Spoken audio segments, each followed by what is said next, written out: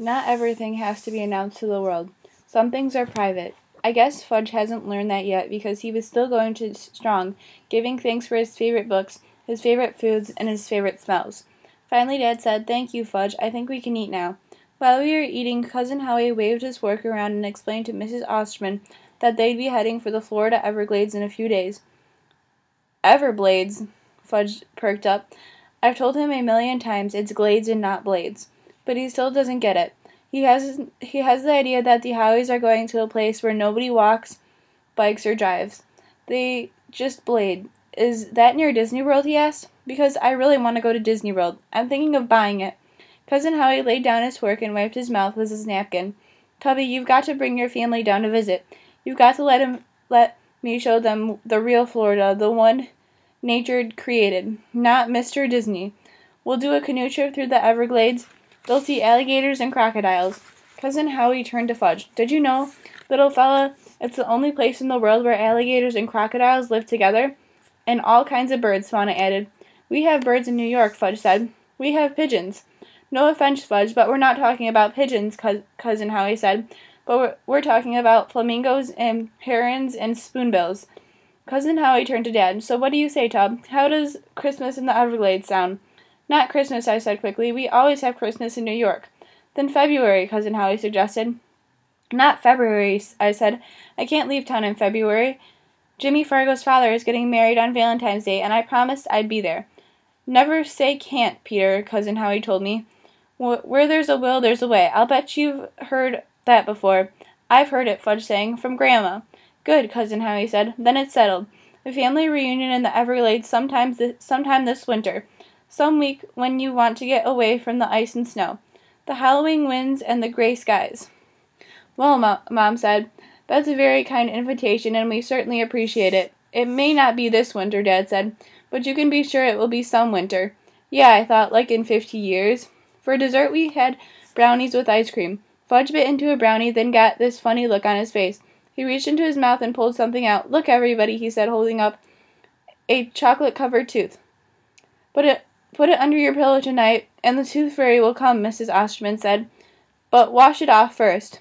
When dinner was over and Dad was clearing the dessert plates, Fudge looked around and said, Where's my tooth? I put it right here on the table, and now it's gone. Did you take it, Dad? No, Dad said. Did you take it, Pete?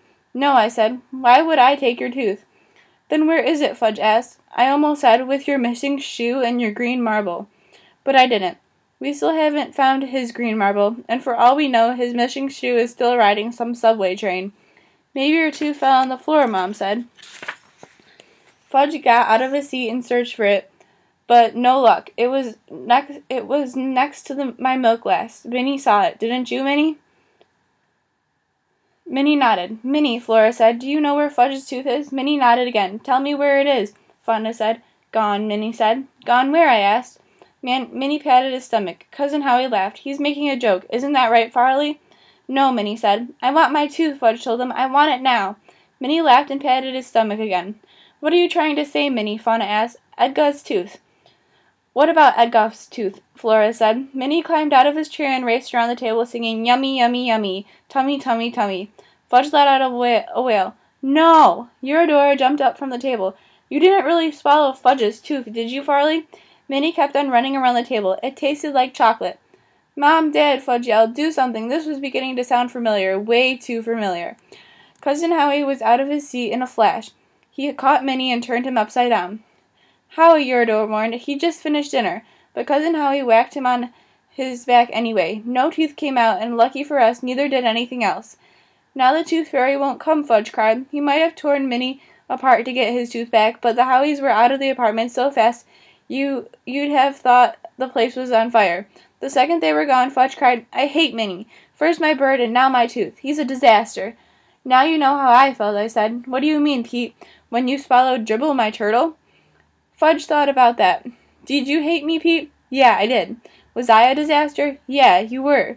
From the other room we could hear Uncle Feather calling, Disaster, disaster. But I'm not any more, right, Fudge asked. I didn't say anything. You're really glad I'm your little brother now. I'm the best brother you could ever have, right? I still didn't say anything. If you say yes, I'll show you my secret. I snorted. I knew he'd show me his secret no matter what I said. Later, when we went to bed, Fudge tucked a note to the Tooth Fairy under his pillow. Mom and Dad helped him write it, explaining the situation. "Psst, Pete," he called as I was passing his room. "What?" He motioned for me to come in and sit on his bed. "Look what I found." He pulled a small box out from under his pillow. "What's this?" I asked. "Open it and you'll see my secret." I opened the box. It was full of tiny teeth. "Where'd you get this?" "I found it in Mom's room." "These must be my teeth," I said. "But the Tooth Fairy won't know, will she?" "Yeah, she will," I told him, "and she'll never trust you again." I grabbed the box and took it to my room. I lay down on my bed, trying to remember how it felt to be Fudge's aides. I touched the tiny teeth. Then I slipped the box under my pillow. Because, hey, you never know.